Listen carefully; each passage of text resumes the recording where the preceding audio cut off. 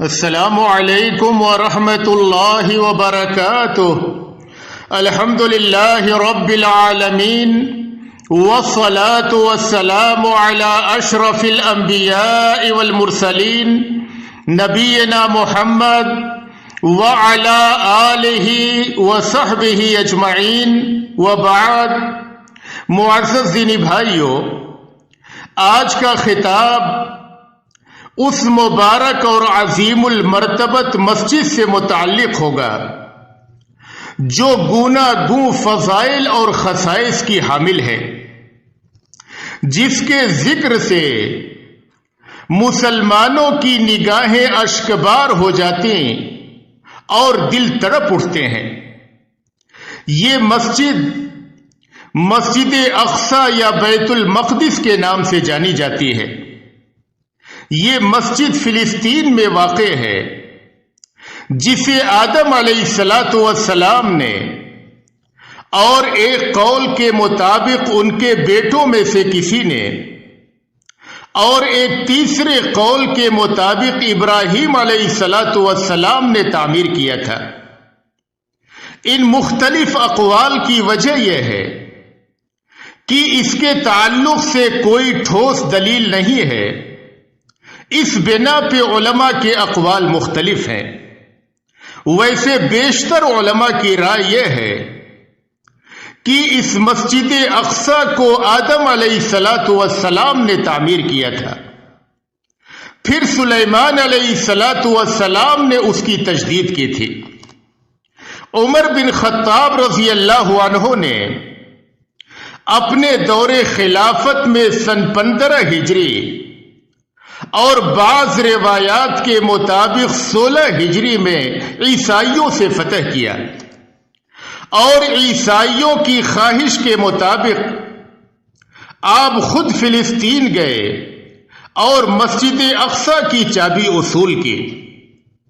اس کے بعد عمر بن خطاب رضی اللہ عنہ نے ایک معاہدہ تحریر فرمایا، جسے العہدہ العمریہ یعنی معاہدہ عمریہ کے نام سے موسوم کیا جاتا ہے۔ یہ معاہدہ تاریخ کی کتابوں میں موجود ہے۔ عمر رضی اللہ عنہ نے اس معاہدے پر خالد بن ولید، عبد الرحمن بن عوف، عمرو بن العاص اور معاویہ بن ابو سفیان رضی اللہ عنہم کو گواہ بنایا۔ جس طریقے سے نبی اکرم صلی اللہ علیہ وسلم کی بعثت اور آپ کی موت قیامت کی چھوٹی نشانیوں میں سے ایک تھی، اسی طرح بیت المقدس کی فتح بھی قیامت کی نشانیوں میں سے ایک تھی، جو عمر بن خطاب رضی اللہ عنہ کے دور خلافت میں مکمل ہوئی۔ بخاری و مسلم کی روایت ہے، انس بن مالک رضی اللہ عنہ بیان کرتے ہیں کہ نبی اکرم صلی اللہ علیہ وسلم نے فرمایا، بعثت انا والساعۃ کہاتین۔ آپ نے اپنی دونوں انگلیوں سے اشارہ کیا، اپنی شہادت کی انگلی اور بیچ کی انگلی کو ملایا، اور آپ نے فرمایا کہ میں اور قیامت دونوں اس طریقے سے بھیجے گئے ہیں۔ حضرت عوف بن مالک رضی اللہ عنہ بیان کرتے ہیں کہ میں غزوہ تبوک کے موقع پر نبی اکرم صلی اللہ علیہ وسلم کے پاس آیا۔ آپ صلی اللہ علیہ وسلم چمڑے کے ایک خیمے میں تشریف فرما تھے۔ آپ صلی اللہ علیہ وسلم نے مجھ سے فرمایا، اعدد ستن بین یدی الساعہ، قیامت کے آنے سے پہلے تم اس کی 6 نشانیوں کو شمار کرو۔ آپ صلی اللہ علیہ وسلم نے فرمایا، موتی، پہلی نشانی میری موت، ثم فتح بیت المقدس، پھر دوسری نشانی بیت المقدس کی فتح، ثم موتان یاخذ فیکم کقعاص الغنم، تیسری نشانی پھر ایک وبا جو تم میں شدت سے پھیلے گی جیسے بکریوں میں طاعون پھیل جاتا ہے۔ ثم استفاضۃ المال، پھر چوتھی نشانی مال کی کثرت، کہ ایک شخص اگر کسی کو 100 دینار بھی دے گا تو وہ اسے کم سمجھ کر اس پر ناراض ہو جائے گا۔ ثم فتنۃ لا يبقى بیت من العرب الا دخلت، پھر ایک فتنہ، وہ فتنہ اس قدر تباہ کن ہوگا، عام ہوگا کہ عرب کا کوئی گھر باقی نہ رہے گا جو اس فتنے کی لپیٹ میں نہ آ گیا ہو۔ ثم ہدنۃ تکون بینکم وبین بنی الاصفر، پھر چھٹی نشانی ایک صلح ہوگی جو تمہارے اور بنو الاصفر یعنی نصارائے روم کے درمیان ہوگی، لیکن وہ دغا کریں گے اور ایک عظیم لشکر کے ساتھ تم پر چڑھائی کریں گے۔ اس میں 80 جھنڈے ہوں گے، ہر جھنڈے کے ماتحت 12,000 فوج ہوگی۔ تو نبی اکرم صلی اللہ علیہ وسلم نے بیت المقدس کی فتح کو قیامت کی نشانیوں میں سے ایک نشانی قرار دیا تھا، جو عمر بن خطاب رضی اللہ عنہ کے دور خلافت میں مکمل ہوئی۔ یہ مسجد انتہائی قدر و منزلت کی حامل ہے۔ آج کے اس پروگرام میں اس مسجد کے بعض خصائص اور فضائل کا ذکر کیا جائے گا تاکہ ہم مسلمانوں کے دلوں میں اس مسجد کی محبت مزید اجاگر ہو جائے، ہمارے دل اس مسجد کے لیے تڑپنے لگیں اور ہم اللہ تبارک و تعالیٰ کی بارگاہ میں اپنے ہاتھوں کو اٹھائیں اور اللہ سے دعا کریں کہ اے اللہ تبارک و تعالیٰ اس مسجد کو دشمنوں کے ہاتھوں سے نکال دے اور مسلمانوں کو اس مسجد میں نماز میسر فرما دے۔ اس مسجد کے فضائل میں سے ایک فضیلت یہ بھی ہے کہ یہ روئے زمین کی دوسری مسجد ہے۔ سب سے پہلی مسجد مسجد حرام جو اس روئے زمین پر تعمیر کی گئی، اس کے بعد دوسری مسجد جو اس روئے زمین پر تعمیر کی گئی وہ مسجد اقصی ہے۔ صحیح بخاری و مسلم کی روایت ہے، ابو ذر رضی اللہ عنہ بیان کرتے ہیں کہ میں نے نبی اکرم صلی اللہ علیہ وسلم سے پوچھا، ایو مسجد اوزع فی الارض اول، کہ اے نبی صلی اللہ علیہ وسلم کون سی مسجد ہے جس کی بنیاد روئے زمین پہ سب سے پہلے رکھی گئی؟ تو آپ صلی اللہ علیہ وسلم نے فرمایا کہ المسجد الحرام، پہلی مسجد مسجد حرام ہے۔ پھر حضرت ابو ذر نے پوچھا کہ اس کے بعد کون سی مسجد ہے جس کی بنیاد رکھی گئی؟ تو آپ صلی اللہ علیہ وسلم نے فرمایا المسجد الاقصی، دوسری مسجد مسجد اقصی ہے۔ پھر حضرت ابو ذر رضی اللہ عنہ نے پوچھا کہ ان دونوں کے درمیان کتنا فاصلہ تھا؟ تو آپ صلی اللہ علیہ وسلم نے فرمایا کہ 40 سنتن، ان دونوں کی تعمیر میں، دونوں کی بنیاد رکھے جانے میں 40 سال کا فاصلہ تھا۔ اسی طریقے سے اس مسجد اقصی کے فضائل میں سے یہ ہے کہ یہ مسلمانوں کا قبلہ اول ہے۔ پہلے مسلمان مسجد اقصی کی جانب رخ کر کے نماز پڑھا کرتے تھے۔ نبی اکرم صلی اللہ علیہ وسلم کے سامنے خانہ کعبہ موجود ہوتا تھا، لیکن آپ صلی اللہ علیہ وسلم بیت المقدس کی جانب رخ کر کے نماز پڑھا کرتے تھے۔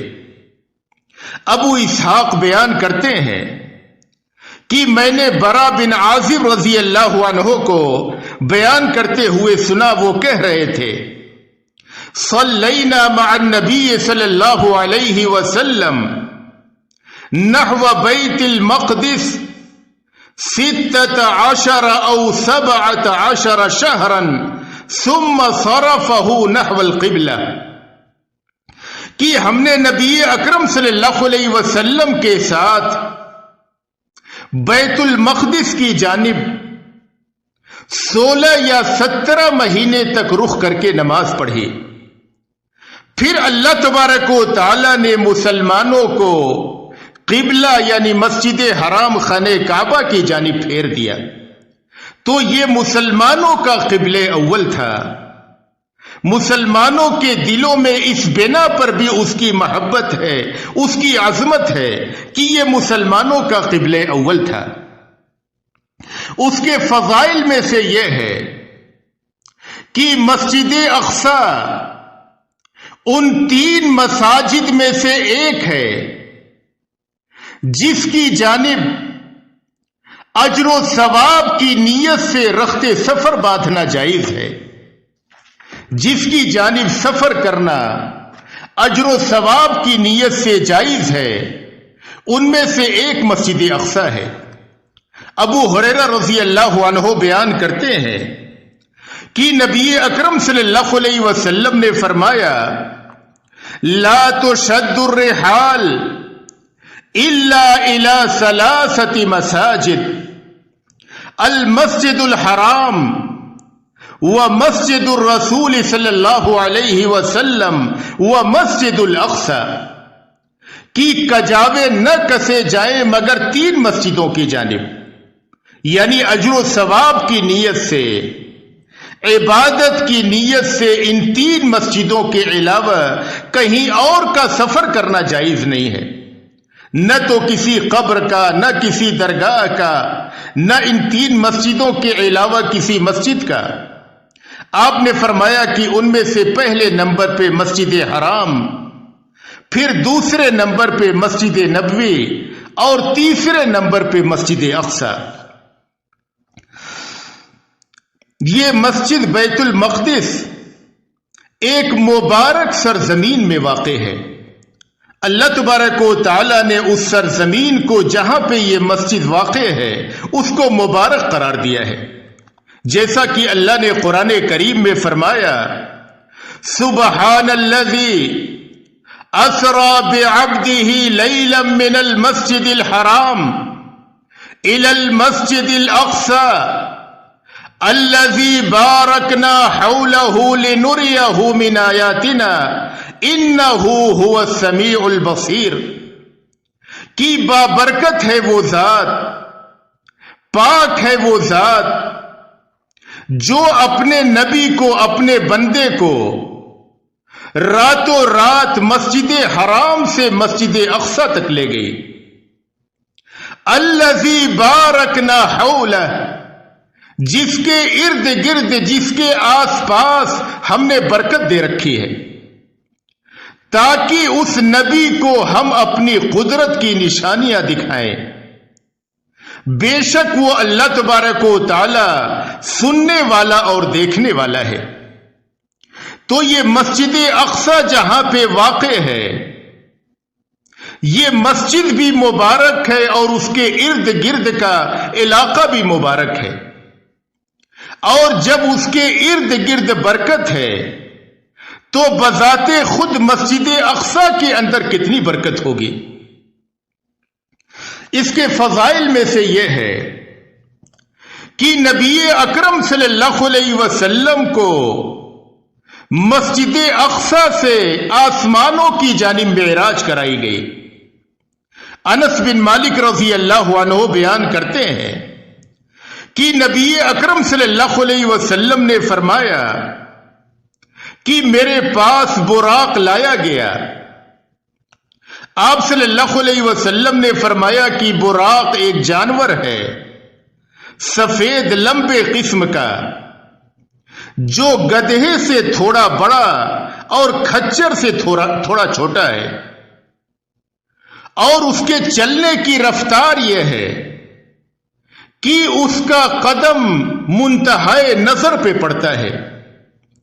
آپ صلی اللہ علیہ وسلم فرماتے ہیں فَرَكِبْتُهُ حَتَّى أَتَيْتُ بَيْتَ الْمَقْدِسِ، میں اس براق پہ سوار ہوا اور بیت المقدس آیا۔ فَرَبَطْتُهُ بِالْحَلَقَةِ الَّتِي يَرْبِطُ بِهِ الْأَنْبِيَاءِ، میں نے اپنے اس براق کو بیت المقدس میں آ کر کے اس جگہ پہ باندھ دیا جہاں پہ انبیاء اپنے گھوڑوں کو باندھا کرتے تھے۔ پھر میں مسجد میں داخل ہوا، میں نے 2 رکعت نماز ادا کی، اس کے بعد پھر میں آسمانوں کی سیر کے لیے نکل گیا۔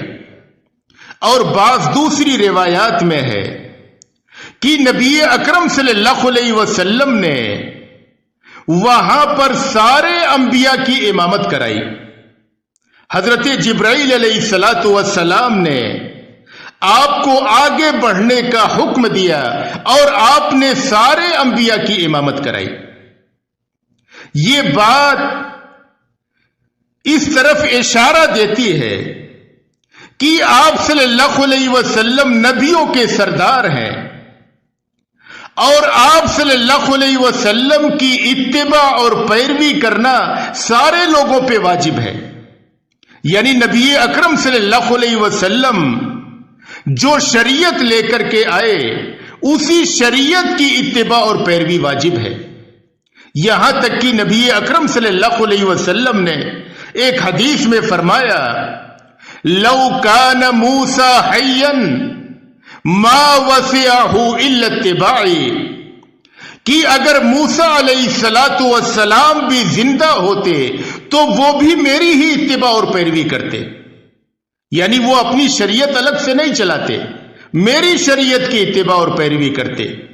تو اگر کوئی شخص نبی اکرم صلی اللہ علیہ وسلم کے لائے ہوئے دین کو چھوڑ کر کے عیسیٰ علیہ السلام، موسیٰ علیہ السلام یا یہ کہ کسی بھی نبی کی شریعت پر چلے، اس کا وہ چلنا غیر قابل قبول ہے۔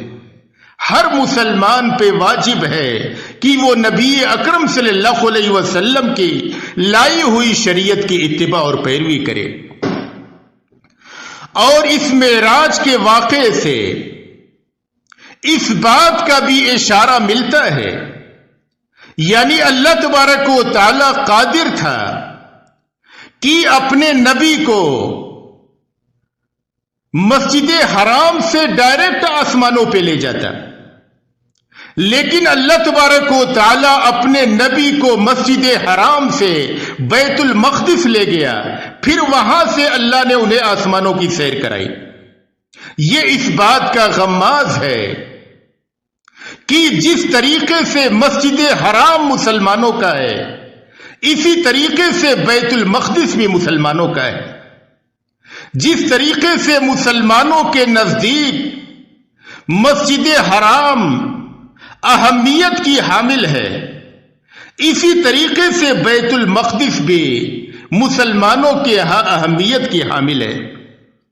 اسی طریقے سے اس بیت المقدس کے فضائل میں سے یہ ہے کہ بیت المقدس میں نماز ادا کرنا دوسری نمازوں مسجدوں میں نماز ادا کرنے سے کئی گنا اس کا اجر و ثواب زیادہ ہے۔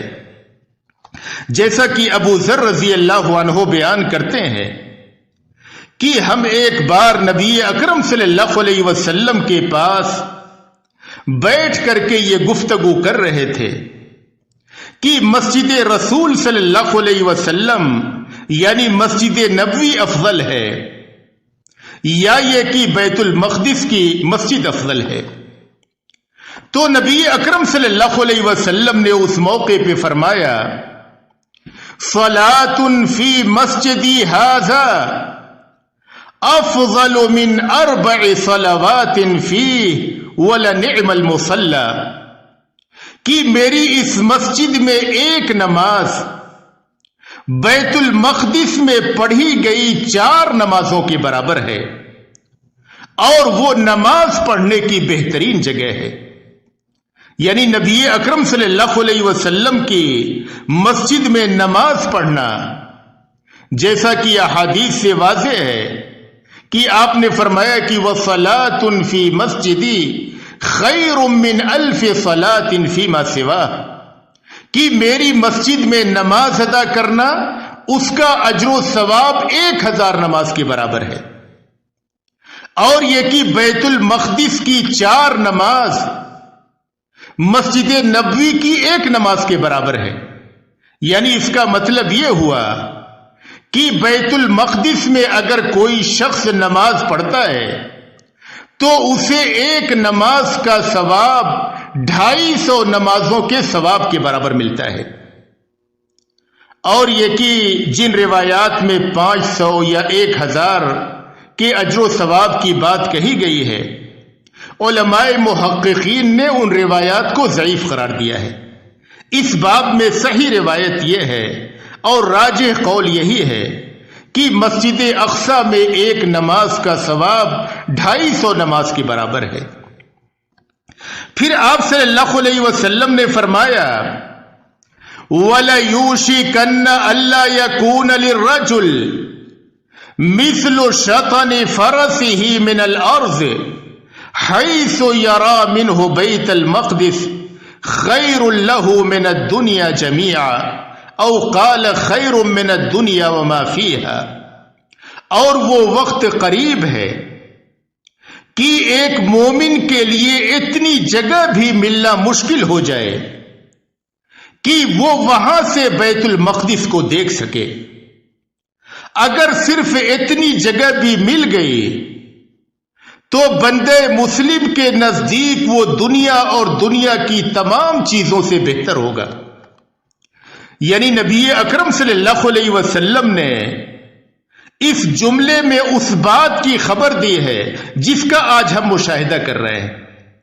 یعنی مسلمانوں کے دل تڑپتے ہیں کہ انہیں بیت المقدس میں 2 رکعت نماز پڑھنے کا موقع مل جائے، یا کم سے کم دور سے اسے دیکھنے کا موقع مل جائے، لیکن دشمنوں کے غلبہ اور تسلط کی وجہ سے مسلمان اس بہت بڑی نعمت اور اس بہت بڑی فضیلت سے محروم ہے۔ اسی طریقے سے اس مسجد اقصی کے فضائل میں سے یہ ہے کہ اگر کوئی آدمی مسجد اقصی کی زیارت کرتا ہے اس میں نماز پڑھنے کی نیت سے، تو اس کے گناہ بخش دیے جاتے ہیں۔ حضرت عبداللہ بن عمرو بن عاص رضی اللہ عنہ بیان کرتے ہیں کہ نبی اکرم صلی اللہ علیہ وسلم نے فرمایا لما فرغ سلیمان بن داؤد من بناء بیت المقدس سأل اللہ ثلاثا، کہ جب حضرت سلیمان علیہ السلام بیت المقدس کی تعمیر سے فارغ ہو گئے تو انہوں نے اللہ تبارک و تعالی سے 3 چیزوں کا سوال کیا۔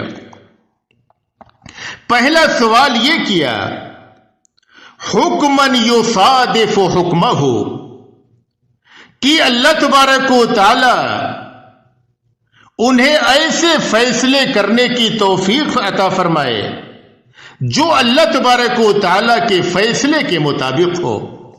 یعنی اللہ تبارک و تعالی انہیں توفیق دے کہ وہ عدل و انصاف کے اور درست فیصلے کریں۔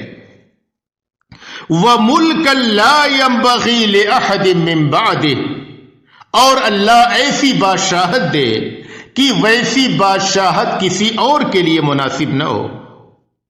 پھر تیسرا سوال یہ کیا وَأَلَّا يَأْتِيَ هَذَا الْمَسْجِدِ أَحَدٌ لَا يُرِيدُ إِلَّا الصَّلَاةَ فِيهِ إِلَّا خَرَجَ مِن ذُنُوبِهِ كَيَوْمٍ وَلَدَتْهُ أُمُّهُ، کہ جو شخص اس مسجد یعنی مسجد اقصی میں نماز کی نیت سے آئے، اللہ تبارک و تعالی اس کے گناہوں کو معاف فرما دیں اور وہ اپنے گناہوں سے اس طرح سے پاک و صاف ہو کر کے نکلے جیسے کہ اس کی ماں نے اس کو جنا ہو۔ ابھی نبی اکرم صلی اللہ علیہ وسلم فرماتے ہیں اما الاثنتان فقد اوتیہما، پہلی دو باتوں کا سوال جو حضرت سلیمان علیہ الصلوۃ والسلام نے کیا تھا، یہ دونوں چیزیں انہیں عطا کر دی گئیں۔ وَأَرْجُو أَن يَكُونَ قَدْ أُوتِيَ الثَّالِثَةَ، اور میں اللہ تبارک و تعالیٰ سے امید رکھتا ہوں کہ اللہ تبارک و تعالیٰ نے انہیں تیسری چیز بھی عطا کر دی ہوگی، یعنی تیسری جو دعا انہوں نے کی تھی کہ جو بھی بیت المقدس میں نماز کی نیت سے آئے، اللہ تبارک و تعالیٰ اسے گناہوں سے ویسے ہی پاک و صاف کر دے جیسے کہ بچہ جب ماں کے پیٹ سے پیدا ہوتا ہے تو اس پر کوئی گناہ نہیں ہوتا ہے۔ نبی اکرم صلی اللہ علیہ وسلم فرماتے ہیں کہ میں اللہ عز و جل سے امید لگاتا ہوں کہ اللہ تبارک و تعالیٰ نے یہ تیسری چیز بھی اپنے نبی کو عطا کر دی ہو۔ اسی طریقے سے مسجد اقصی کے فضائل میں سے یہ ہے کہ اس مسجد میں دجال داخل نہ ہو سکے گا۔ جنادہ بن ابو امیہ الدوسی بیان کرتے ہیں کہ میں اور میرا ایک دوست تھے، نبی اکرم صلی اللہ علیہ وسلم کے ایک صحابی کے پاس گئے اور ہم نے ان سے کہا حدثنا ما سمعت من رسول اللہ، آپ ہمیں وہ بات بیان کیجئے جو آپ نے نبی اکرم صلی اللہ علیہ وسلم سے سنی ہو، اور کوئی دوسری بات ہم سے نہ بیان کیجئے، کسی اور کی بات نہ بیان کیجئے، گرچہ وہ بات صحیح ہو لیکن ہمیں صرف اور صرف نبی اکرم صلی اللہ علیہ وسلم کی حدیث سنائیے۔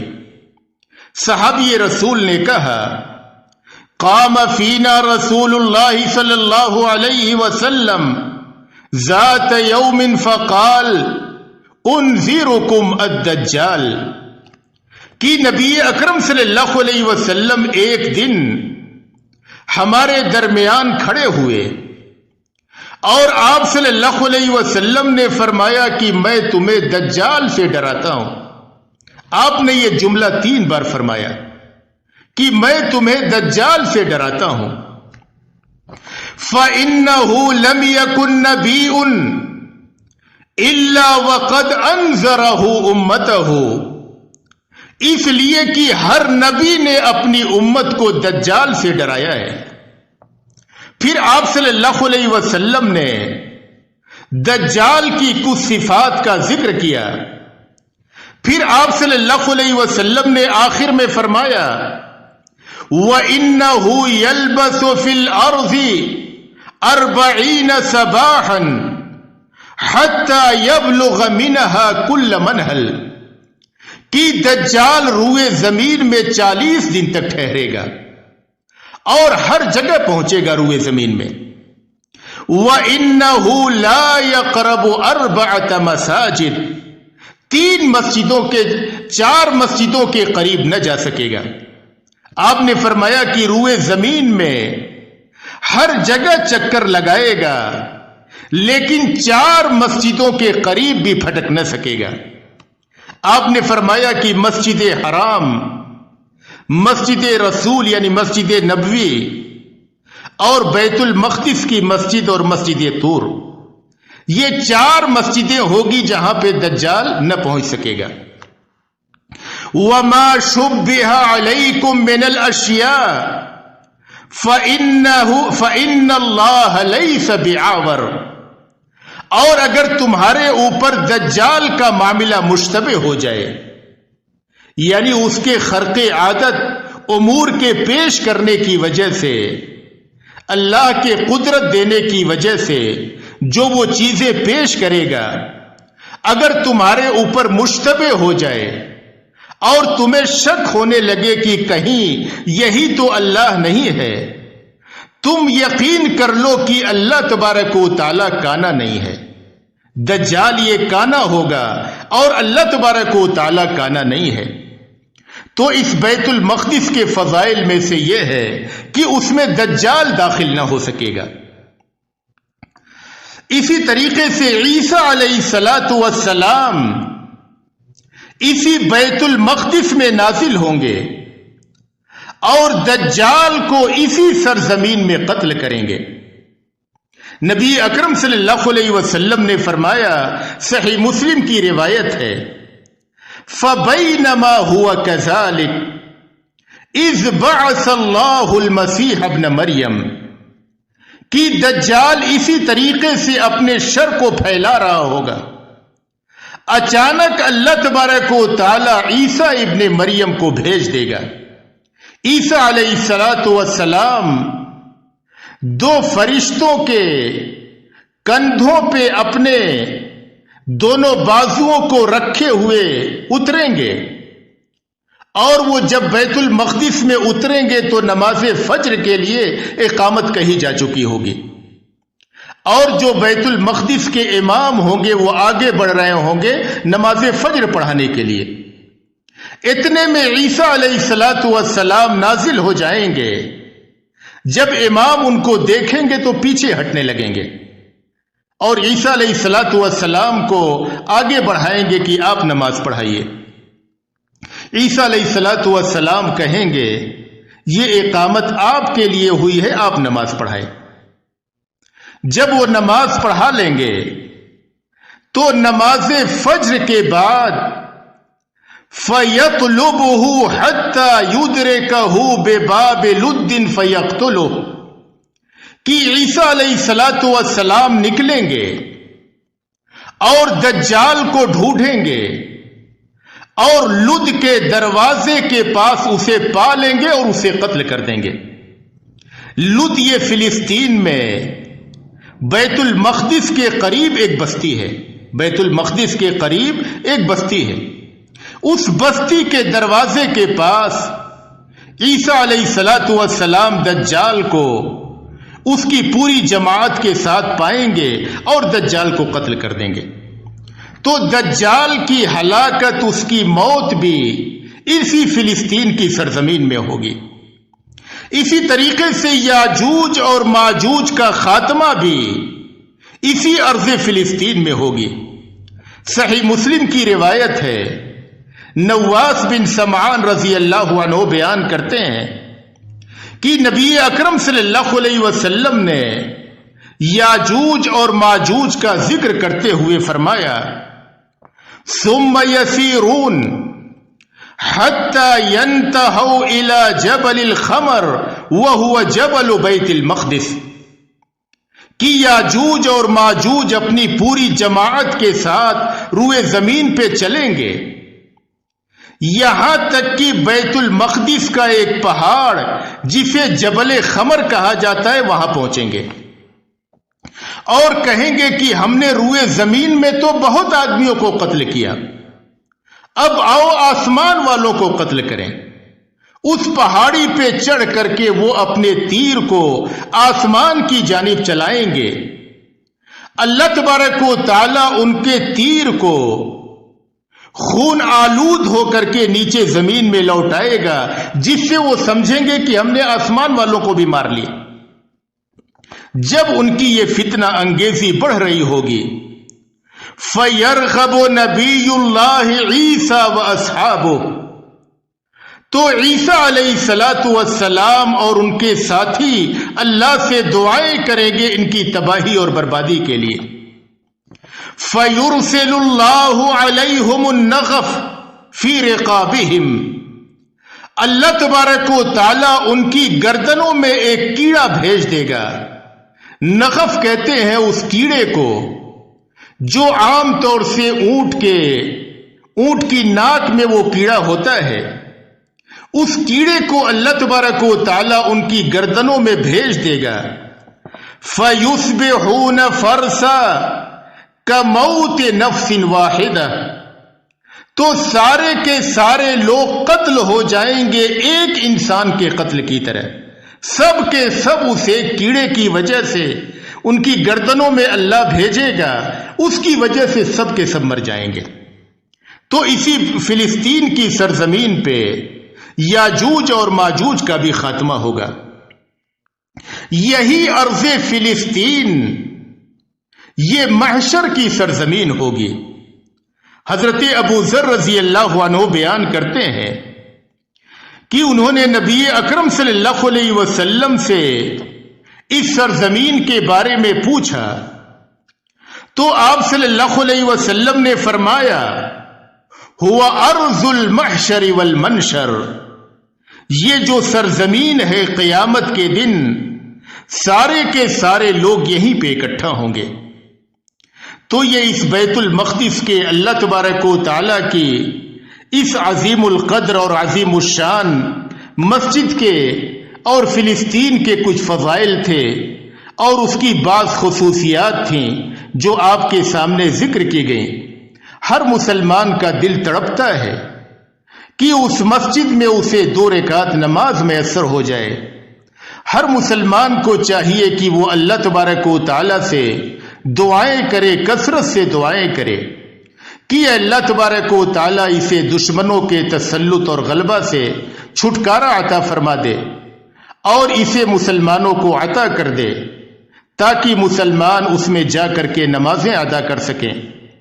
اور دعا کرنے کے ساتھ ہر مسلمان اسباب اور وسائل اختیار کرے، اور وسائل میں سے سب سے اہم وسیلہ اور ذریعہ اللہ کے دین کو قائم کرنا ہے۔ اللہ نے قرآن کریم میں فرمایا ان تنصروا اللہ ینصرکم، کہ اگر تم اللہ کی مدد کرو گے تو اللہ تمہاری مدد کرے گا۔ اللہ کی مدد کیا ہے؟ اللہ کی مدد اس کے دین کو قائم کرنا ہے۔ جب ہم اللہ تبارک و تعالیٰ کے دین کو قائم کریں گے تو اللہ تبارک و تعالیٰ کی مدد نازل ہوگی اور دشمنوں کا تسلط اور ان کا غلبہ کمزور پڑے گا، اور اللہ تبارک و تعالیٰ کی نصرت و حمایت سے مسلمانوں کی مشکلات اور پریشانیاں دور ہوں گی، اور انشاءاللہ بیت المقدس جو مسلمانوں کا حق ہے مسلمانوں کو حاصل ہوگی اور مسلمان اس میں جا کر کے نمازیں ادا کر سکیں گے۔ اللہ تبارک و تعالیٰ سے دعا ہے کہ اللہ تبارک و تعالیٰ ہمارے سینوں کو بیت المقدس کی محبت سے بھر دے۔ اے اللہ تبارک و تعالیٰ تو ہمیں اس مبارک مسجد میں نمازیں ادا کرنے کی توفیق عطا فرما دے اور اسے دشمنوں کے تسلط اور ان کے غلبے سے اور دشمنوں کی دسیسہ کاریوں سے نجات عطا فرما دے۔ وآخر دعوانا ان الحمد للہ رب العالمین۔